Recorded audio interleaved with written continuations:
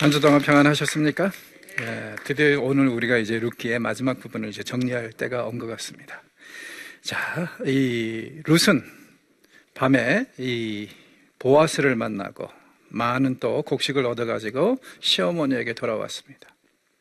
보아스는 날이 새자마자 대번에 어디로 갑니까? 성 안으로 들어갑니다. 그래서 성문으로 이제 올라갔다는 얘기가 나오는데, 왜 성문이냐면요, 이 쉽게 말해서 성문 앞이 바로 마켓플레이스라고 생각하시면 돼요. 오늘날로 말하면은 모든 그 이 성의 주변에 사는 사람들의 일상과 일들이 벌어지는 곳입니다. 여기에 시장도 서고 법정도 서고 하여튼 대부분의 일들이 여기서 이루어져요. 그래서 이제 롯이 나중에 거기 창세기에 보면은 이 앞에 있다가 저기 천사들을 만나서 환영하잖아요. 그게 무슨 얘기냐면은 지금 유지들은요, 주로 재판들이 여기 일어나고 다 이러니까 항상 날이 새면 여기 와서 앉아 있었거든요. 그래서 여기서도 이제 분명히 보아스가 사람을 만나려면 여기 가면 돼요. 자, 올라가자마자 여러분 보십시오. 기가 막혀요. 또 절묘한 타이밍입니다. 마침 보아스가 말하던 그 기업 물을 자가 지나갑니다. 우연이죠? 자, 이때쯤이면 다시 이제 배경음악이 나와야 되죠. 노사연 씨의 만남. 우리 만남은 우연이 아니에요. 그러니까 룻기가 자꾸 우연으로 묘사하고자 하는 거. 왜 이렇게 하고 있다고요? 평범한 일상과 우연의 연속으로 보이는 이 삶에서 제발 하나님의 인도하심과 하나님의 축복, 섭리를 좀 보라 이거예요. 그게 바로 정말 제대로 된 영적인 눈이다, 안목이다. 그걸 강조하는 겁니다. 그래서 평범한 것 같은데 마침 하다 보니까 보아스가 그 사람을 만난 것 같은데 사실은 그건 아니죠. 룻기를 제대로 읽으면 이건 하나님의 계획이었습니다. 계획된 만남이었습니다. 보아스가 그에게 이르되 아무개요. 이 말도 기가 막힌 말입니다. 아무개요. 우리나라 말만 이런 아주 절묘한 표현을 하고 있어요. 아무개. 다른 나라 말에는 이 정도의 그 뉘앙스를 가진 말이 없습니다. 아무개요. 전라도 말로 거시기요. 그렇죠? 이렇게 되는데, 자, 특이합니다. 그동안에 등장인물들 한마디라도 한 사람들은 다 이름이 나왔잖아요. 그런데 이 사람만 아무개예요. 왜 그래요? 심지어는 오르바의 이름도 나왔는데 이 사람 이름이 기억될 정도 자격 있는 사람 아니라는 거예요. 룻기에서는요, 무명으로 등장하는 이 사람은 쉽게 말해서 수치감을 느껴야 될 겁니다. 왜? 이름마저도 불러줄 가치가 없는 그런 사람. 자, 이것이 우리에게 주는 힌트는 뭡니까? 그렇다면 이 사람 절대로 기업 무르지 않을 것이다. 기업 물을 사람이라면은 이렇게 얘기하지 않는다 이거죠. 그러니까 이 사람은 정말 기업 물을 생각이 없는 사람이고, 그렇기 때문에 또 이름이 불릴 만한 자격이 없는 사람. 여러분 참 그러니까 생각해 보십시오. 이 사람은요, 자기 그냥 평범한 일상에서 정상적인 사람들이 생각할 수 있는 그 옵션을 택합니다. 그런데 결과적으로는 어떻게 돼요? 헤세드를 베푼 보아스는 두루두루 영원히 기념이 되고, 반면에 이 사람은 아무개로 끝나서 누군지도 모릅니다. 과연 우리는 죽고 나서 어떻게 기억될까요? 아무개입니까? 아니면은 보아스나 룻처럼 두루두루 기념되는 사람이 될까요? 이거에 대해서 좀 우리가 많이 생각하고 묵상해 봐야 될 것 같습니다. 이 아무개를 불러가지고 와서 이리 앉으라 합니다. 뭔가 좀 얘기할 게 있다는 거죠. 이제 그가 와서 앉으니까 이 보아스가 제일 먼저 하는 일이 뭐냐면 보십시오. 주변에 지금 서성거리고 있고 그냥 나오기 시작한 그 장로들 10명을 모읍니다. 왜 10명일까요? 자, 한 공동체가 형성이 되려면 최소 인원이 10명입니다. 성인 남자 10명이에요. 자, 그래서 이제 아브라함이 소돔과 고모라를 위해서 중재를 하다가 처음에는 50명, 45명, 40명 이런 식으로 나가다가 딱 10명에서 끝나는 걸 보고 좀 의아해하는 사람들이 있더라고요. 그러면서 아브라함 나쁜 놈. 한 명까지 내려갔어야지 왜 10명에서 섰느냐고 막 뭐라고 설교하는 사람들이 있는데, 그분들은 고대 군동의 문화를 몰라서 그래요. 공동체가 형성이 되려면 최소한 성인 남자 10명이 있어야 됩니다. 그렇기 때문에 아브라함이요 10명에서 멈출 수밖에 없는 겁니다. 왜? 만약에 소돔과 고모라에 의인 10명으로 구성된 의인 공동체가 없다면, 그렇다면 이 소돔과 고모라는요 하나님의 은혜를 받을 만한 자격이 없어요. 망해야 돼요. 자, 그렇다면 하나님의 그 은혜가 10명이 없었기 때문에 그대로 이렇게 구원이 끝났다는 얘기입니까? 아니죠. 그 다음부터는 개인 구원으로 들어갑니다. 그래서 롯과 딸들이 그렇게 살게 된 겁니다. 그러나 소돔과 고모라에 재앙이 내리지 않으려면 최소한 10명이 필요했는데 그건 안 되는 거예요. 없었으니까. 그래서 10명이라는 게 그런 이제 중요성을 가지고 있고, 그래서 이걸 바탕으로 해서 훗날 유태인들은 어느 도시에 가든 간에 회당을 세우려면 성인 남자 10명이 있었어야 돼요. 이것도 어떻게 보면 굉장히 지혜로운 거죠. 왜냐하면 이 사람들이 성인 남자 10명이면 이 사람들이 11조를 하면은 최소한 한 명의 랍비는 생활을 보장할 수 있잖아요. 그래서 그런 이제 지혜를 가지고 이렇게 했는데, 여기서도 지금 10명 무엇을 뜻합니까? 지금 베들레헴 공동체의 상징성을 얘기를 하고 있어요. 그래서 이 장로들이 지금 이 아무개와 보아스의 관계 사이에서 일어나는 일들과 이런 것에 대해서 온 공동체를 대표해서 증인이 되어 달라 이 얘기거든요. 그래서 이제 10명을 청해서 거기에 이제 다 앉습니다. 재판이 이제 진행이 되는 거죠. 뭐 재판이라고 볼까요? 일종의 뭐 소송 내지는 이제 서로 이렇게 하겠느냐 안 하겠느냐 그거 이제 합의하기 위해서죠. 그래서 어떤 사람은 이 재판 과정을 혹은 이 소송을 이제 이야기를 나누는 것에 대해서 이런 식으로 이제 그림을 그려놨습니다. 여기에 보면 아무개가 괜히 낙이 끌고 왔다가 잡혀가는 그런 이야기죠. 자, 보아스가 이렇게 얘기를 합니다. 모압 지방에서 돌아온 나오미가 우리 형제 엘리멜렉의 소유지를 팔려 한다. 자, 그러면 아직도 지금 나오미가 땅을 가지고 있다는 얘기입니까? 그럴 수도 있겠지만 10중 8구로 아마도 그랬을 것 같아요. 10여 년 전에 떠났을 때, 그때 누군가에게 어느 정도 돈을 받고 활용할 수 있는 그 권한을 넘겨줬겠죠. 근데 세월이 지나면서 이것이 완전히 남의 소유가 될 뻔한 상황입니다. 그래서 이 상황에서는 지금 분명히 이것을 다시 회복하려면 엄청난 돈을 주고 다시 가져와야 돼요. 그런 상황을 이런 식으로 표현하고 있지, 실제적으로 지금 나오미가 지금 땅이 있어서 팔 수 있는 상황은 아닌 것 같아요. 이미 남의 손에 넘어간 것을 어떻게 다시 집안으로 끌어들이느냐, 이 이슈인데, 자, 이 사람이 이 얘기를 딱 들으더니 뭐라 그래요? 보아스가 그러죠. 이런 상황이니까 네가 만약에 물으려면은 물으려니와 만일 내가 물으지 아니하려거든 내게 고하여 알게 하라. 내 다음은 바로 나요. 그 외에는 물을 자가 없느니라. 자, 여기서 우리는 또 새로운 정보 하나 나오죠. 만약에 물을 자가 없으면은 이건 어떻게 됩니까? 지금 이미 그걸 가지고 있는 사람의 소유로 영원히 남겠죠. 누구이든 간에. 그리고 만약에 보아스까지 거부하면은 나오미와 룻은 어때요? 더 이상 소망이 없습니다.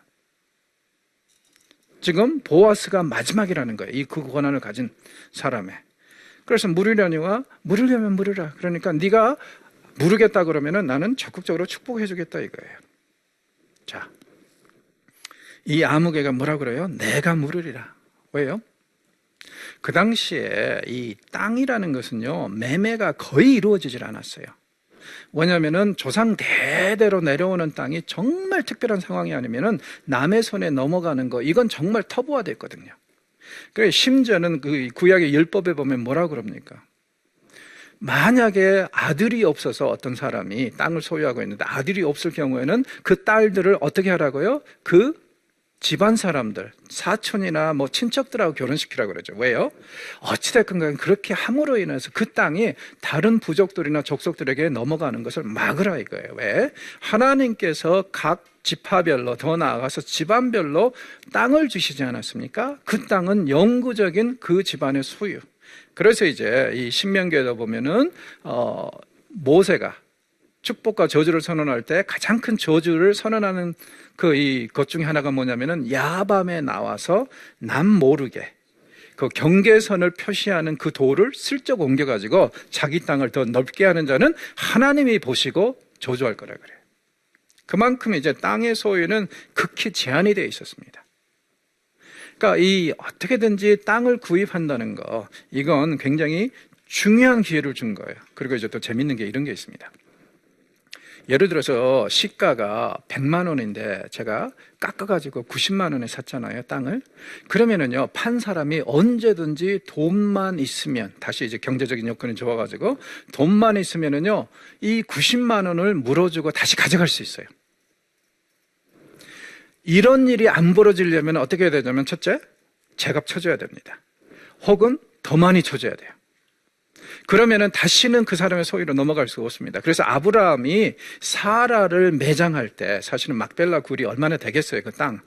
우라질나게 비싼 가격에 바가지를 씁니다. 얘기 안 하죠. 처음에는 그 사람이 뭐라 그러죠? 우리끼리 뭐 가져가십시오, 그냥 쓰십시오. 이 말에 속으면 안 됩니다. 왜? 그렇게 공짜로 갖다 쓰면 언제든지 가져갈 수 있으니까.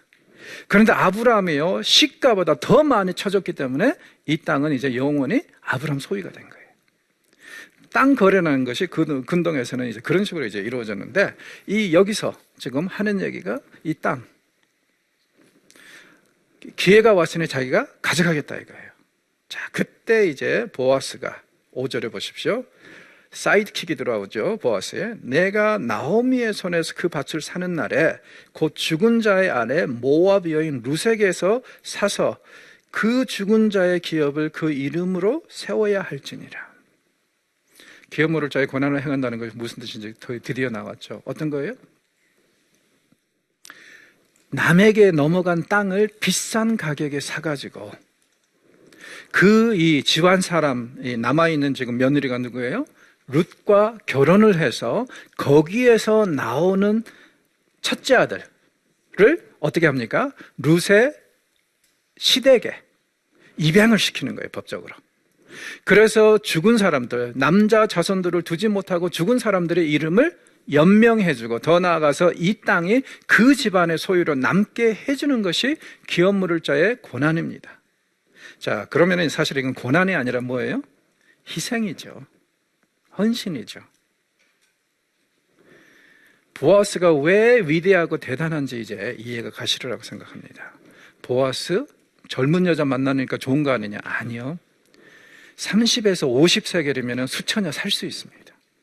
그런데 기업 물을 자의 권한을 행하면 최소한 소비되는 돈이 2, 300세겔입니다. 미니멈이. 그러니 그 2, 300세겔을 딱 주고 땅을 사가지고 와서 룻과 결혼해서 그 사이에서 낳은 아이가 자기 자식도 아니고 나중에 이제 더 확연하게 드러나겠지만 누구예요? 엘리멜렉의 자식이 되고 나오미의 자식이 되지 자기 자식 아니에요. 그리고 이 땅을 그 집으로 다시 돌려줘야 돼요. 그러니 이게 얼마나 경제적인 손해입니까? 그러니까 기업 물을 자의 고난보다는 사실 기업 물을 자의 희생이란 말이 더 맞는 것 같아요. 그것을 하는 일이 이 일인데 그 일을 보아스가 했단 말이에요. 그러니 이 사람이 정말 대단한 헤세드를 베풀고 있다고 우리가 얘기할 수 있는 겁니다. 자, 그래서 그 집안의 이름을 세워야 할지니라. 그 기업 물을 자가 이르되 그러면 나 안 하겠다. 왜요? 내가 왜 못 모르겠다고? 우리 집안에 너무 손해다. 남 좋은 일만 한다 이거죠. 자, 여기서 이제 역시 관점의 차이가 나옵니다. 헤세드를 아는 보아스에게 죽은 엘리멜렉의 집은 도와야 될 형제의 집이고 친족의 집입니다. 기업 물을 자의 권한을 거부하는 이 아무개에게 엘리멜렉의 집안은 어떤 거예요? 나하고 전혀 상관없는 그런 남의 집이에요. 관점의 차이를 보십시오. 우리가 서로를 좀 자기 일로 생각하고 자기 가족으로 생각한다면 조금 더 자비로워지지 않을까 싶습니다. 이 사람이 제일 염려하는 것은 나만 손해다 이거죠. 남 좋은 일만 한다. 그래서 나는 기업을 무리지 못하겠노라. 2번이나 안 무르겠다고 얘기를 합니다. 그리고는 어떻게 한다고요? 신발을 벗어줍니다. 그리고 여기 이제 부연 설명이 나오죠. 7절에 보면 옛적에는 이런 경우에는 신발을 벗어줬더라. 그렇게 얘기를 합니다. 그러면서 뭐라 그럽니까? 보아스야, 네가 대신 사. 나는 안 할게. 내 권한을 행하지 않겠다고 얘기를 해요. 그래서 신발을 벗어주는데 이 장면을 어떤 사람은 이런 식으로 이제 그려놨습니다. 여기에 보면 두 사람이 너무 젊죠. 지금 노인네들인데, 그렇죠? 자, 보아스가 장로들과 모든 사람들에게 선언합니다. 내가 엘리멜렉과 기련과 말론에게 있던 모든 것을 나오미의 손에서 산 일에 너희가 오늘 증인이 되었고, 왜 10명의 장로들이 불려 나오는지 이해가 가시죠? 온 공동체가 이 일에 대해서 증인이 됐다는 거예요. 또 말론의 아내 모압 여인 룻을 사서 나의 아내로 맞이하고 그 죽은 자의 기업을 그의 이름으로 세워 그의 이름이 그의 형제 중과 그곳의 성문에서 끊어지지 아니하게 하며 너희가 오늘 증인이 되었느니라. 나오미의 이 땅을 사가지고 또 더 나아가서 룻과 결혼해가지고 애를 낳는 이유가 어디에 있다고요? 보아스가 하는 얘기가 그 룻의 시댁을 살리기 위해서다. 그렇죠. 그러면은 보아스는 진짜 손해만 보고 끝나는 이야기네요. 이건 좀 너무 불공평하지 않나. 자, 그래서 이제 성경에 보면은 재미있는 현상이 일어납니다. 이렇게 기업물을 저희 권하는요, 그 당시 이 망자의 집을 살려주는 데 목적이 있죠. 이름을 보존하는데, 그런데 세월이 지나서 훗날 성경이 이렇게 해서 태어난 사람들의 계보를 정리할 때 보면은요, 그 입양된 그 죽은 사람의 계보가 아니라 누구의 계보? 생부의 계보를 따라요. 그래서 이제 나중에 신약에 와서도 다윗의 그 계보를 쭉 정리할 때 보면은요, 엘리멜렉이 아니라 보아스라는 이름이 나옵니다. 저는 이것은 하나님께서 주시는 일종의 보상이라고 생각합니다. 망자들을 위해서, 그 당시 망자들을 위해서 이 일을 하는 거 굉장히 중요하죠. 그래서 제도가 생겼는데 사실은 망자에 대한 예우나 생각은요, 한 세대, 두 세대 지나면 끝나요. 그렇죠. 더 이상 기억되지 않을 아득한 옛날이 되어버리면 그 다음에는 망자에 대한 그 기념은 별로 그렇게 중요한 이슈가 안 되는 겁니다. 그래서 이제 성경에서는요, 나중에 이 사람들의, 이렇게 태어난 사람들의 계보를 정리할 때는 생부, 왜? 그들이 엄청나게 희생하고 헌신해서 이런 일이 이루어지지 않았습니까? 그래서 보아스의 이름이 나오는가. 이건 일종의 하나님의 위로고 격려고 축복이다, 보상이다, 그렇게 생각할 수 있을 것 같아요. 그래서 보아스가 이 일을 단행합니다. 절대로 끊어지지 아니할 것이다. 그래서 내가 이 일을 한다. 자, 여기서 우리는 역시 왜 이 아무개가 이름이 드러나지 않는지 한번 좀 더 생각해 볼 필요가 있는 것 같아요. 그 사람은 어떻다고요? 기념될 자격이 없는 사람입니다. 반면에 보아스는 어떤 사람이에요? 이 이야기에서도 기념이 되지만 나중에 예수님의 그 메시아 계보를 정리할 때도 기념될 만큼 참 훌륭하고 위대하고 헌신적인 사람이었다. 즉 성경적인 언어를 말하자면, 룻기의 언어로 말하자면은 보아스는 헤세드를 알고 헤세드를 경험하고 헤세드를 베푼 사람이었다. 그렇게 얘기할 수 있을 것 같습니다. 자, 성문에 있는 모든 백성과 장로들이 이렇게 축복합니다. 우리가 증인이 되었나니 여호와께서 내 집에 들어가는 여인으로, 누구죠? 룻을 두고 하는 얘기죠. 이스라엘의 집을 세운 라헬과 레아 두 사람과 같게 하리라. 이야, 대단한 축복 아니에요? 룻에게 빌어주는 축복, 보아스에게 빌어주는 축복이었대요. 우리 이스라엘의 파운딩 블락이었던 그런 두 여인, 라헬과 레아처럼 그렇게 만들어주시기를 원한다. 존귀하게 여겨주시기를 원하고 사용하시기를 원한다. 자손도 많이 낳고 그 다음에 두루두루 기념되기를 원한다. 이런 축복을 내려주고 있어요. 자, 그런데 왜 레아와 라헬이 아니라 라헬과 레아죠? 아마도 무엇보다도요, 야곱이 조금 좀 이렇게 까칠한 사람이었던 것 같아요. 그래서 이 두 아내를 공평하게 사랑하지 않고 누구를 더 많이 사랑했어요? 라헬을 무지하게 많이 사랑했죠. 사실은 이 부분에 있어서는요, 제가 볼 때는 이 외삼촌이자 장인 라반의 문제가 커요. 왜냐하면 원래 야곱은 라헬만 좋아했지 레아에게는 별로 관심이 없었잖아요. 그런데 이 술이 취한 틈을 타가지고 이 라반이 끼어 팔기를 하지 않았습니까? 예, 그래서 저는 이것을 인류 최초의 끼어 팔기라고 그러는데, 이 재미를 이제 동생을 가지고 톡톡히 봐가지고 그렇게 했는데, 이제 두고두고 이제 어떻게 보면은 이 야곱에게 레아는 고통만 가증시키고, 어떻게 보면 본인이 원하지도 않은 결혼에 억지로 동의하게 된 그런 상황을 상기시키기 시켰기 때문에 별로 안 좋아했을 것은 충분히 상상이 가요. 그러니까 어떻게 보면은 레아도 불쌍한 게 이 사람도 희생양입니다. 본인이 원한 것도 아니고 욕심이 많은, 그리고 정말 어떻게 보면은 생각이 없는 아버지 때문에, 친정 아버지 때문에 희생양이었잖아요. 자, 이후에도 보십시오. 여기 라헬이 먼저 기념되는 건 뭡니까? 룻이 보아스의 사랑을 듬뿍 받기를 원한다. 어느 정도로? 옛날에 야곱이 라헬을 편애했던 것처럼. 게다가 라헬 보십시오. 베냐민 나타가 죽었어요. 어디에 묻혔죠? 베들레헴 근처에서 묻히지 않았습니까? 그러니까 이 선조들 중에서 베들레헴 공동체에 더 가까이 있는 사람은 누구예요? 라헬이죠. 그래서 여기서 라헬이 또 먼저 기념이 되는 거고. 그리고 또 이런 면도 비슷하죠. 라헬과 룻이 어떤 면에서 공통점을 가지고 있어요? 결혼한 다음에 한참 동안 애를 낳지 못했던 것. 그러나 나중에는 어때요? 이스라엘의 두루 기념되는, 그리고 어떻게 보면 북왕국에서 제일 큰 부족이 요셉에게서 나오잖아요. 라헬에게서. 그래서 그것을 이제 축복하기 위해서 이렇게 하는 것으로 생각하시면 될 것 같습니다.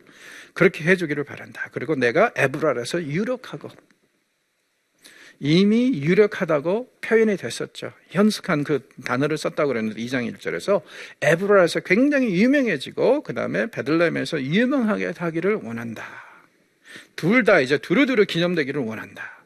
여호와께서 이 젊은 여자로 말미암아 내게 상속사를 주사 내 집이 다말이 유다에게 낳아준 베레스의 집과 같게 하시기를 원하노라. 사실 다말 시아버지하고 노라는 사람이니까 여기에 나오는 게 좀 거시기하지 않냐? 아니요, 그렇게 볼 필요 없어요. 지금 다말도 이방 여인인 공통점을 가지고 있지만 더 중요한 게 뭐예요? 죽은 남편의 대를 이어주기 위해서 시아버지를 속여가지고 그렇게 한 거 아닙니까? 그런 맥락에서 제발 하나님께서 그 다말의 열정과 헌신을 보시고 그를 축복하셨던 것처럼 룻에게도 같은 축복을 내려주시기를 바란다. 그러니까 이 장로들의 이야기는요, 정말 말 그대로 이 이스라엘의 선조 시대로 거슬러 올라가지고 그 이후에 여인들에게 내려진 최고의 축복이 룻에게 내려지기를 원한다. 이렇게 얘기를 하고 있어요. 정말 대단한 그런 축복입니다. 자, 이 둘이 그래서 드디어 결혼을 했는데 그 결혼의 결과가 이제 드디어 나오기 시작하는데 그 이야기를 하기 전에 잘 보십시오. 1장에서 우리는요, 텅 빈 나오미의 삶을 보았습니다. 이제 4장 13절 이후부터는요, 가득 찬 나오미의 삶으로 끝이 납니다. 그래서 양쪽 다 보면은 이런 이제 대조가 있어요. 그래서 이 점을 이제 염두에 두시고 보면은 좋을 것 같고요. 1장 마지막 부분하고 지금 이 4장 마지막 부분은 서로 하나의 뭐라 그럴까요? 괄호를 형성하면서 앞뒤 대칭을 이루고 있다. 자, 보아스가 룻을 맞이하여 아내로 삼고 그에게 들어갔더니 여호와께서 그에게 임신하게 하심으로 그가 아들을 낳은지라. 룻기의 특징이 뭐라고요? 하나님의 이름에 대해서는 굉장히 여러 번 등장인물을 통해서 언급이 되지만 정작 하나님의 역사는 보이지 않는다. 심지어는 구약에서 그렇게 흔한 기적도 안 일어나고 더 나아가서 하나님의 신탁을 선언해주는 선지자도 없다. 그런데 여기 보니까 어때요? 하나님이 룻에게 임신하게 하셨다고 그래요. 만약에 우리가 룻기에서 굳이 기적을, 하나님이 하신 기적을 찾아야 된다면 이게 가장 가까울 것입니다. 그리고 요즘에는 특별히 애를 못 낳는 부부들이 많잖아요. 그러니까 애를 낳는 것도 기적입니다. 은총입니다. 그렇죠? 그래서 임신하게 하심으로 이 말씀은 또 무엇을 뜻합니까? 왜 룻이 전에 남편하고 결혼했는데 애를 못 낳았어요? 하나님이 막으셨다는 얘기 아니에요. 무엇 때문에? 이렇게 해서 룻을 다윗의 집안에 들여오게 하기 위해서, 그래서 그때 막으셨다. 그런데 드디어 이제 이 보아스와의 관계에서 아이가 태어나니까 하나님이 이 상황을 하나님이 어떻게 하셨다고요? 그에게 임신하게 하며 드디어 하나님의 때가 이르렀다. 하나님이 계획하신 바. 여러분 생각해 보십시오. 룻이 자기 남편을 잃었을 때 얼마나 울고 안타까웠을까요? 하나님 어찌 이러실 수 있냐고. 내가 그렇게 정말 평생 과부로 살아야 되는 그만큼 죄를 지었냐고 얼마나 탄식을 했을까요? 이제 세월이 지나가지고 드디어 보아스를 통해서 이 아이를 낳을 때, 그리고 하나님께서 임신하게 하셨다는 것을 깨달을 때, 아마도 룻은 그런 생각을 하지 않았을까요? 아, 그랬었구나. 왜 하나님께서 전 남편과의 관계에서 애를 주시지 않고 더 나아가서 그 남편의 목숨을 앗아갔는지. 물론 아직도 상처가 되고 아직도 이해가 안 되는 부분이 많을 거예요. 그러나 보아스를 통해서 아이를 낳고 난 다음에는 아, 이 날을 위해서 그렇게 하셨구나. 그런 이해를 갖게 되지 않았을까요? 여러분, 우리가 살다 보면은요, 정말 이해하기 힘든 일들이 이 땅에 임할 수 있습니다. 이해하려고 머리를 굴리지 마십시오. 이해 안 됩니다. 그리고 머리만 빠개집니다. 이해 안 되는 일이 일어날 때 어떻게 하면 돼요? 그냥 조용히 주께 맡겨놓고 기다리세요. 하늘에 계신 하늘 오빠께서 자꾸 그렇게 말씀하십니다. 오빠 한번 믿어봐. 내가 지금 너에게 설명을 해줘도 너는 이해 못해.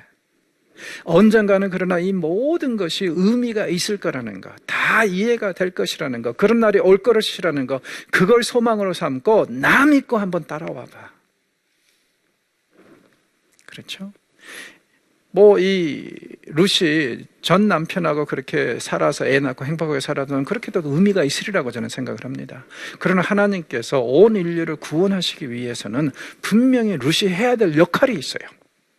그 역할을 감당하기 위해서 거기에 자식도 주시지 않고 남편도 죽게 하고, 그리고 드디어 이제 여기서 그 이유가 나오는 거죠. 물론 룻은요, 이 순간에도 왜 이러는지 모릅니다.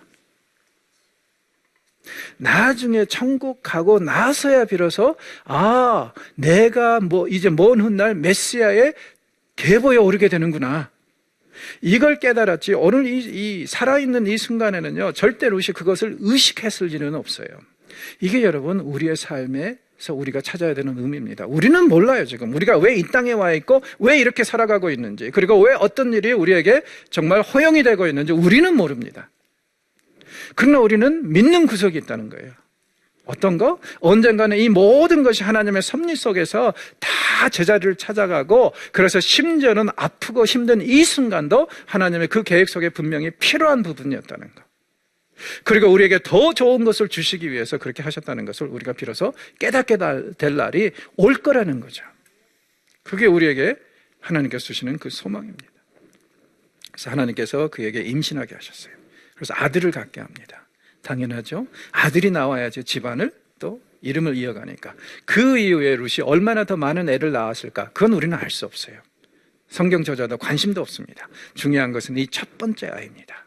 그 죽은 망자의 집안의 이름을 이끌어줄, 대를 이어줄 그 아이, 이름이 뭐예요? 오벳이라고 그랬죠. 자, 여인들이 나오미에게 이르되 찬송할지로다, 여호와께서 오늘 내게 기업 물을 자가 없게 하지 아니하셨도다. 성경은 참 말을 어렵게 하죠.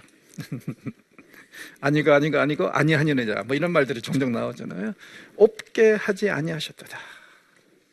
이 아이의 이름이 이스라엘 중에 유명하게 되기를 원하노라. 또 복이 빌어주는 복이 계속 나와요. 이는 내 생명의 회복자이며 내 노년의 봉양자라. 곧 너를 사랑하며 7 아들보다 귀한 내 며느리가 낳은 자로다. 자, 에벳은 앞으로 어떨 거라고요? 어머니 룻만 봉양하는 게 아니라 할머니 나오미도 봉양할 것. 그래서 그의 이름이 어떻게 돼요? 마라라 했었는데 이제는 다시 뭘로 바뀝니까? 나오미로 바뀔 것이다. 그가 너를 회복시킬 것이고 내 노년의 봉양자가 될 것이다. 자식이 생겼다 이거예요. 그리고 그 자식이 너를 복덩어리로 와가지고 너를 보살펴 주실 것이다. 그리고 보십시오. 나오미, 너는 진짜 행복한 여인이야. 첫째는 이런 노년에 너의 이 노후를 책임질 아이가 태어났을 뿐만 아니라 둘째 어때요? 네 옆에는 7 아들보다 귀한 자부가 있다. 야, 여인이 감당할 수 없을 정도로 가장 어떻게 보면은 큰 극찬 아닙니까? 7 아들보다 귀한 며느리. 우리 남자들은 좀 자존심이 상하지만, 그러니까 정말 대단한 이 칭찬 아니에요. 그래서 모든 사람이 행복해요. 동네 사람들도 다 지금 룻을 인정하고 있다는 얘기 아닙니까? 그리고 다 이 상황이 정말 미덕이고, 룻이 왜 보아스하고 결혼했는지 다 이해하고 다 받아들이고 다 그를 축복하고 있다는 얘기. 그리고 이 사람들 처음에 나오미를 만났을 때 거지가 돼가지고 온 상황. 그리고 이 여인 뭐라 그랬어요? 쓴맛이다. 나는 조직의 쓴맛을 보고 왔다. 이렇게 탄식한 여인이 사실은 어떻다고요? 제일 복된 여자라고 지금 칭송을 하고 있지 않습니까? 1장에서 텅 비었던 나오미의 삶이 4장에 와서 완전히 채워지고 있습니다. 이것이 지금 이 룻기의 하나의 해석적인 패러다임입니다. 자, 이 그림에도 보면은 지금 나오미가 아이를 안고 있고, 그 다음에 보아스와 룻이 지금 같이 있는데, 이 보아스가 너무 젊어요. 그렇죠? 이 둘이 지금 아주 나이가 비슷할 것 같은데 그렇지 않고 보아스는 할아버지라고 그랬죠. 자, 나오미가 아기를 받아 품에 품고 그의 양육자가 됩니다. 얼마나 좋았겠어요. 정말 말 그대로 우리말로 눈에 넣어도 안 아플 자식 아닙니까? 얼마나 좋았겠어요. 그래서 양육자가 돼서 그의 이웃 여인들이 그에게 이름을 지어주되 나오미의 아들이 태어났다 하여 그 이름을 오벳이라, 섬기는 자라, 이렇게 이제 이름을 지어줬어요. 왜? 집안을 섬겨야 되고 나오미를 섬겨야 되고 어머니를 섬겨야 되고 하여튼 여러 가지로 섬기는 자가 되라 이거예요. 동네 사람들이 빌어줄 수 있는 최고의 축복 아닙니까? 우리는 누리는 자가 되는 것이 좋다고 생각을 하죠. 그러나 사실 여러분 가만히 생각해 보면요, 섬기는 자가 되는 것이 얼마나 좋은지 상상을 해 보십시오. 내가 여유가 없으면, 내가 능력이 안 되면 섬기고 싶어도 못 섬겨요. 언제 우리가 섬길 수 있어요? 능력이 되면, 여유가 있으면 섬기는 겁니다. 그러니 섬기는 자가 되는 것이 사실은 누리는 자가 되는 것보다 훨씬 더 의미가 있는 겁니다. 그렇죠?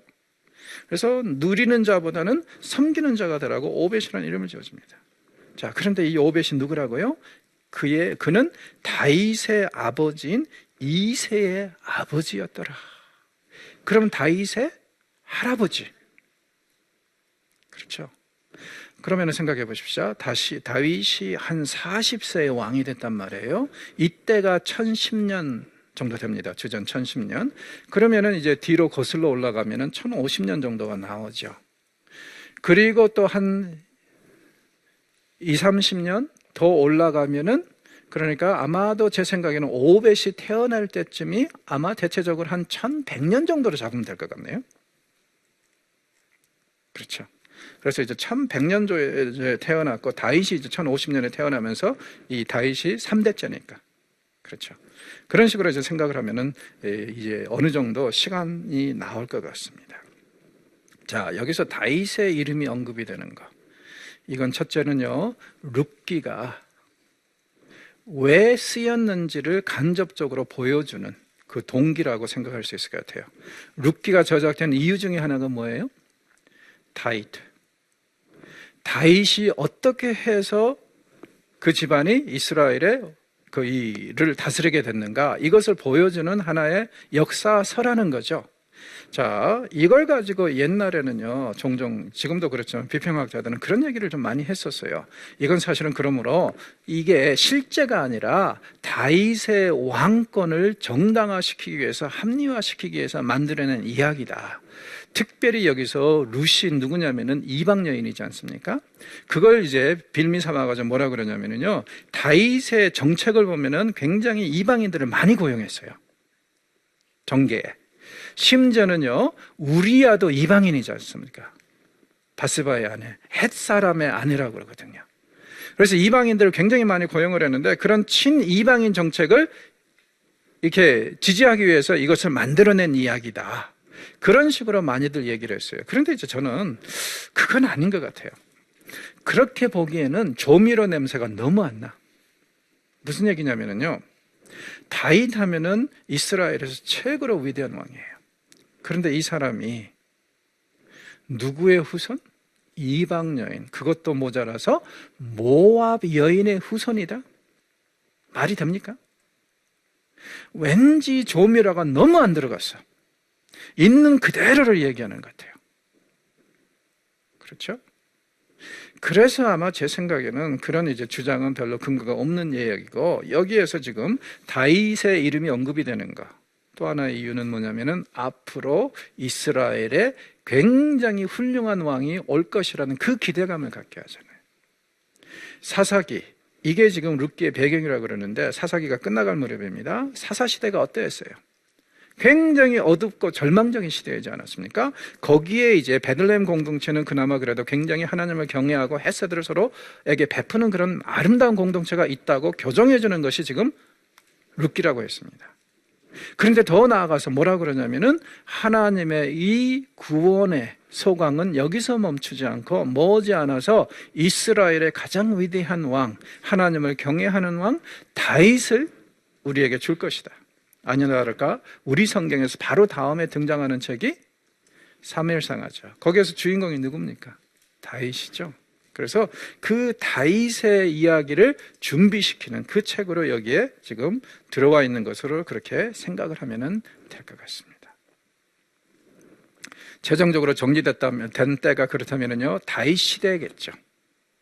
그래서 이제 다윗 시대쯤 이 이야기가 원래 한 100여 년 전에 있었던 일인데 이 이야기가 최종적으로 정리가 되면서 다윗에게 상당히 어떻게 보면은 자부심을 갖게 하는 그런 이야기로 책으로 남았을 것 같습니다.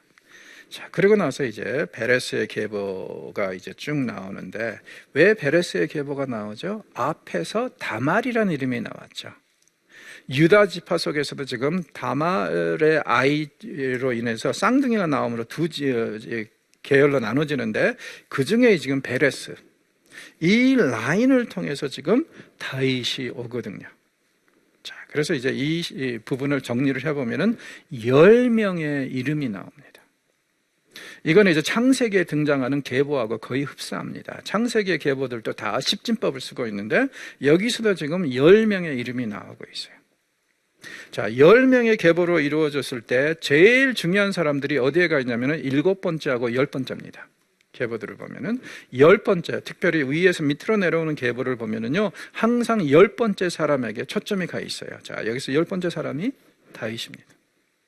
그 다음에 중요한 사람이 7번째라고 그랬죠. 자, 7번째 누가 있어요? 보아스. 왜 이렇게 나오냐면은 지금 보아스는 생부지 않습니까? 그러나 법적으로는 어때요? 지금 이제 이 아이가 입양이 됐기 때문에 이 7번째 계열에는 지금 둘이 있다고 얘기를 할 수 있는 거예요. 어찌됐든 간에 이렇게 해서 이제 10명이 등장함으로 인해서 이게 이제 완성이 됩니다. 자, 우리가 룻기를 마무리하면서 몇 가지 이제 중요한 하이라이트를 정리를 해봐야 될 것 같습니다. 룻기가 가장 강조하는 게 뭐라고요? 평범한 일상 속에서, 심지어는 우연 속에 감추어진 하나님을 보라. 우리의 간증 문화가 좀 바뀌었으면 좋겠습니다. 꼭 냉동고에 들어갔다 나와야만이 간증할 게 아니라 자식 키우면서 일하면서 잔잔하게 조그맣게 우리 일상에서, 평범한 일상에서 경험했던 하나님의 은혜를 나누는 것이 간증이 됐으면 얼마나 좋을까. 꼭 말초신경을 자극해야만이 간증이라고 한다면 여러분, 우리는 앞으로도 계속 간증하는 사람들은요, 정말 지옥 갔다 와야 되는 사람들, 이런 사람들만 할 거예요. 근데 이런 사람들 상당수가 가짜잖아요. 네. 그런 건 아닙니다. 룻기는 뭐라 그러냐면 지극히 평범한 일상에서 하나님의 은혜를 경험하는 것. 그리고 둘째는 어떤 거예요? 아무리 하나님이 보이지 않는다 하더라도, 그리고 지극히 평범한 일상만 반복된다 하더라도 그래도 그분을 믿고 의지하고 따라가는 신앙이야말로 진짜 진국이다. 왜요? 솔직히 말해서 내가 기도할 때마다 죽은 사람이 살아나고 사람들의 방언이 터진다면요, 신앙생활 못할 사람이 어디 있어요? 언제 하나님을 의지하고 그래도 하나님을 바라보기가 제일 힘들어요? 아무 일도 일어나지 않을 때, 지극히 평범한 일상이 계속 반복될 때, 하나님이 내 기도만 골라서 다 씹으실 때, 그런 느낌을 받을 때, 내가 아무리 기도해도 기도할 때 부르는 그 하나님의 이름이 허공에 외쳐지는 그런 허황된 이름처럼 느껴질 때, 그럴 때가 하나님을 의지하고 믿고 따라가기가 제일 힘든 거 아니에요? 그리고 그때가 그렇다면 여러분, 제일 큰 믿음이 필요한 거 아닙니까? 기도할 때마다 이적이 일어나면요, 믿음 필요 없어요. 그냥 저절로 가는 거예요. 룻기는 뭐라 그럽니까? 지극히 평범한 일상에서 하나님이 보이는 듯 안 보이는 듯, 그럼에도 불구하고 하나님을 의지하고 그분만 바라보면서 가는 그 신앙이야말로 진짜 진국이다. 이렇게 이제 이야기를 해 나가고 있습니다. 이런 면에서 우리는 참 룻기가 좋은 것 같아요. 왜냐하면 룻기는 우리를 위로하는 책입니다. 우리에게 격려하는 책이에요. 언젠가는 여호와께서 우리의 지극히 평범한 삶을 통해서 분명히 하나님의 뜻을 이루어가고 있다는 것을 비로소 우리가 언젠가는 확인하게 될 거라는 거죠. 그러니 룻기는 뭐라 그럽니까? 오늘 이 순간에 주어진 환경에서 최선을 다하라. 그러면 하나님께서 우리의 최선을 보시고 우리를 당신의 그 역사 속에서 적절하게 퍼즐 피스 맞추듯이 그렇게 맞춰 나가실 것이고, 그리고 언젠가는 우리가 하나님과 함께 할 때는 비로소 우리의 삶이 이 땅에서 이 노력이, 이런 이제 이 헌신이 의미가 있었다는 것, 이것을 깨닫게 될 날이 올 거라고 룻기는 이야기하고 있습니다. 그리고 마지막으로 헤세드를 베풀라고 얘기를 하죠. 이 땅에서 정말 살기가 힘들지 않습니까? 그런데 이런 데서 서로 헤세드를 경험하고 헤세드를 베푸는 그런 공동체를 만들어 간다면, 그래서 세상에 지친 사람들이, 내가 지친 내가 교회에 와서, 이 공동체에 와서 하나님의 그 자비를 경험할 수 있다면, 그러면 진짜 살맛나는 세상이 되지 않겠어요? 그런데 중요한 것은 뭐냐면요, 헤세드는요, 내가 먼저 베푸는 거지, 남에게 헤세드를 받기를 바라는 게 아닙니다. 서로에게 베푸는 게 헤세드죠. 그렇게 서로를 베푼다면 우리 한국교회에 아직도 저는 소망이 있다고 생각합니다. 현대인들은 굉장히 외롭습니다. 공허합니다. 이런 상황에서 정말 우리가 헤세드를 경험하고 헤세드를 서로에게 베푼다면 우리는 아직도 소망이 있고 아직도 승산이 있는 그런 싸움을, 영적인 싸움을 계속해 나갈 수 있습니다. 아무쪼록 이렇게 우리가 룻기를요 좀 자세하게 봤는데, 이것이 우리에게 좀 도전이 되고 우리가 교회를 꾸려 나갈 때, 교회를 세워 나갈 때 어떤 공동체를 만들어 가는 거에 대해서 조금이라도 도움이 되었으면 좋겠습니다. 고맙습니다.